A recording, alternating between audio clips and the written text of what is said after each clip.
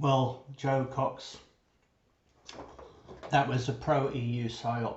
I mean, most people don't know that, but that's what it was.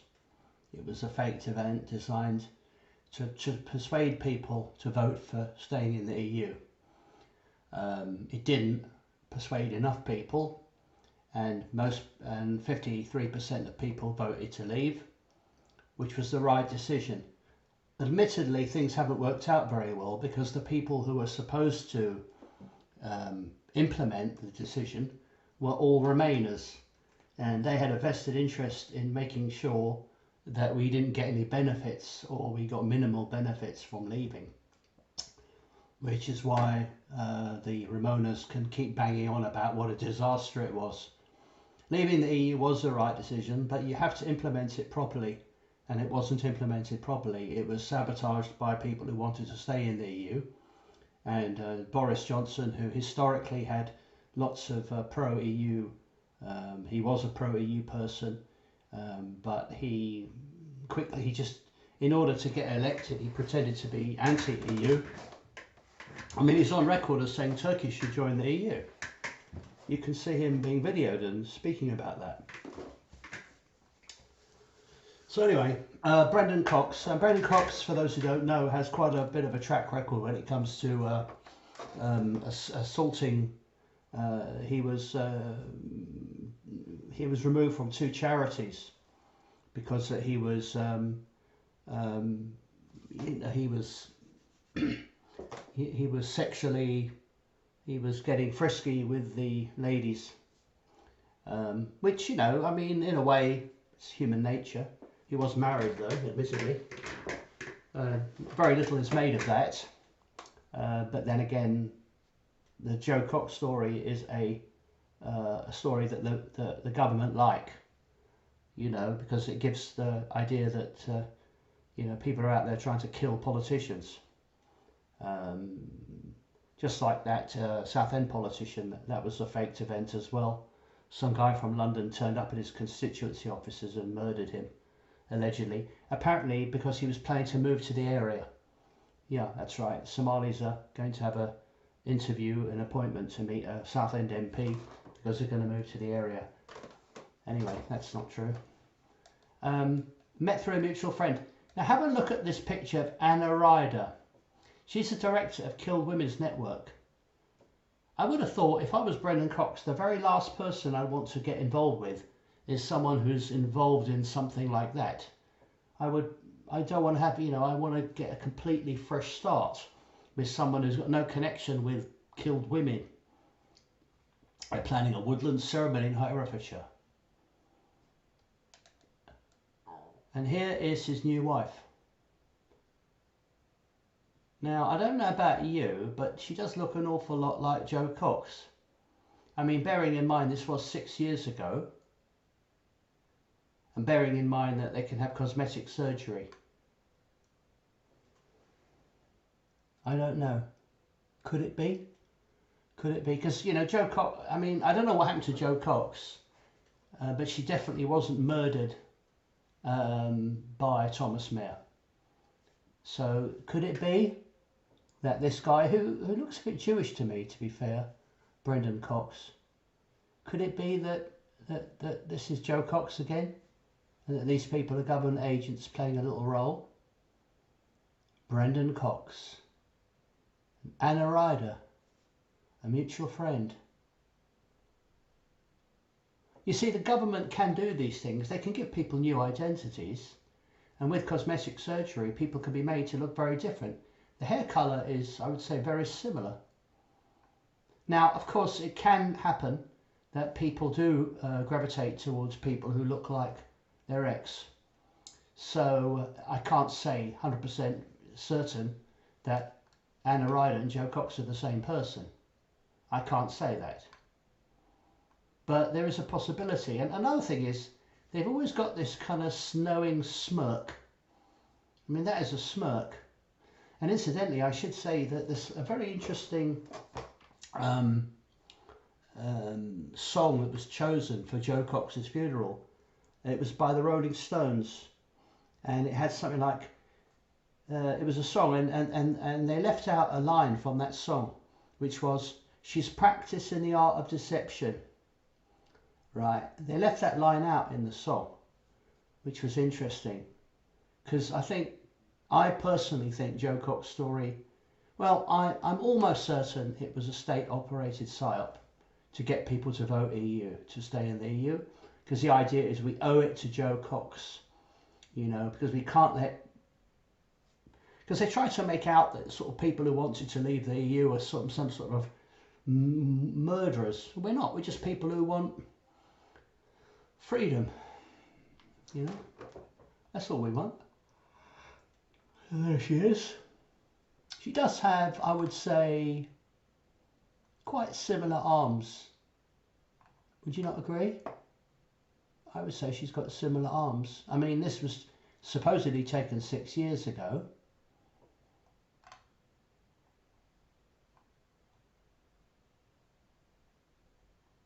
You know? And of course, she's also involved in a sort of similar job, you know, these do-gooder types.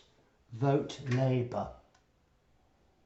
Vote Labour. No, I won't vote Labour. I won't be voting Conservative either. And work to support survivors of terror attacks. Jo Cox Foundation. Unity. We have more in common than that which divides us. Unfortunately, they do try and divide us because it's all divide and rule. Always wanted to remarry if you passed away. They talked about what would happen if either one of them died. Oh, come on. Do people really have those type of conversations? It sounds good in like a kind of fake sort of way. But I don't think married couples talk about that. Maybe if one of them becomes seriously ill, they talk about it. But certainly, I don't think, was Jo Cox expecting to be killed? I mean, I know she wasn't killed, but if she was, if she was about to die, they might have mentioned it. They said, go ahead and find someone else. Go ahead and live your life. But would they really have spoken about it? What was quite funny was, well, I think it's funny, is that after Jo Cox's alleged death, Brendan Cox sort of went camping with his kids, you know, as if, because that was what she, I mean, the weather was awful at that time. It was summer, but it was still awful weather. I mean, you wouldn't honestly, you wouldn't want to go camping after, you know, if your wife was killed, and assuming you liked her, you wouldn't want to go camping, would you? You want to stay in bed, you know, not answer the phone. I don't know what you want to do, but it certainly isn't camping. Wouldn't be the first thing that came to my mind if this happened.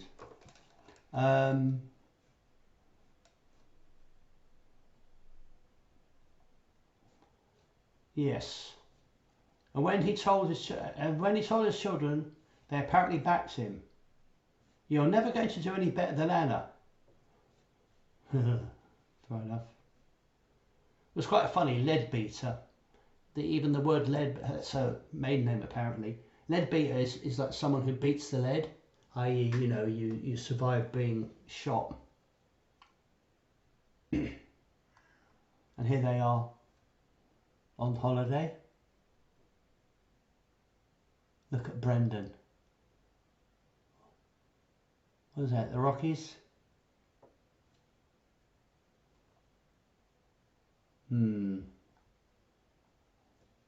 Kill Women, a network. There's a lot of these, there's an extraordinary number of these sort of charities that I'm not 100% sure where they get the money from, but there's something. And Mr. Mayor, who, according to his half-brother, hadn't got any political opinions at all. He used to help old people in their garden and help teach people English. I mean, he was an ethnic Scot, but apparently he was not interested in politics at all. And yet they managed to frame him for these things.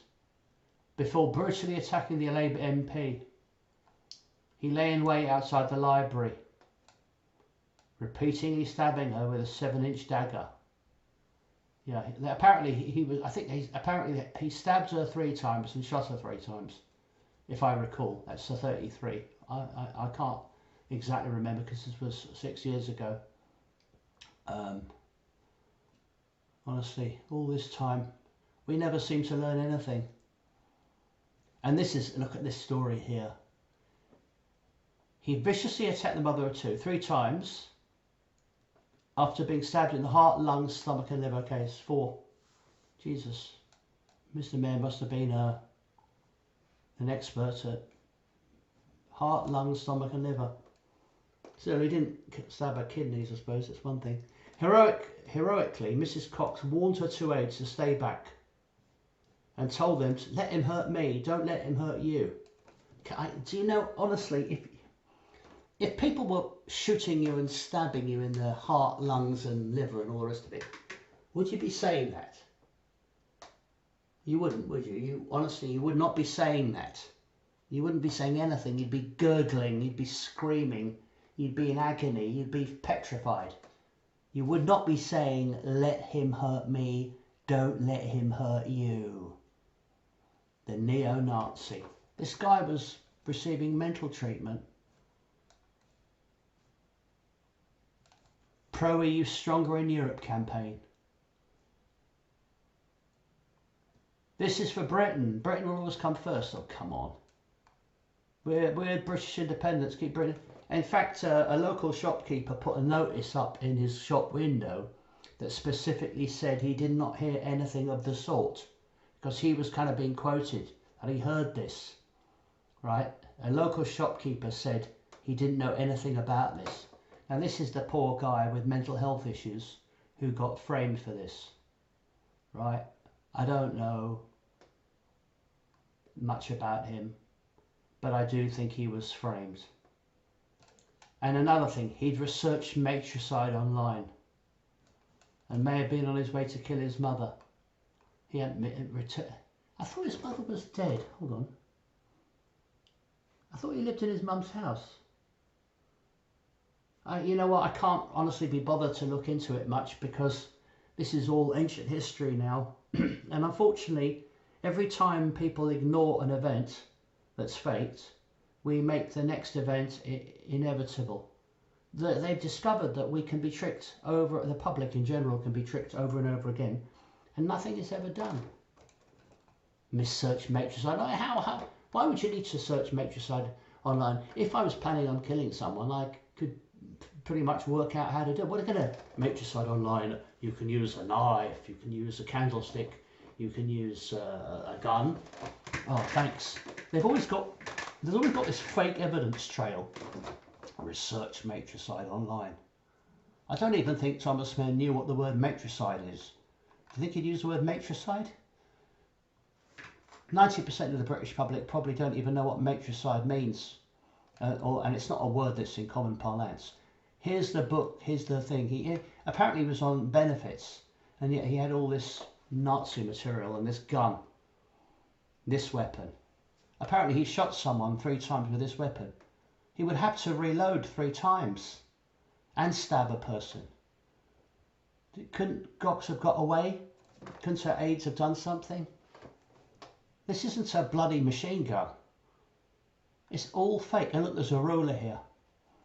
God blimey. There's a ruler. That's the gun he used, apparently.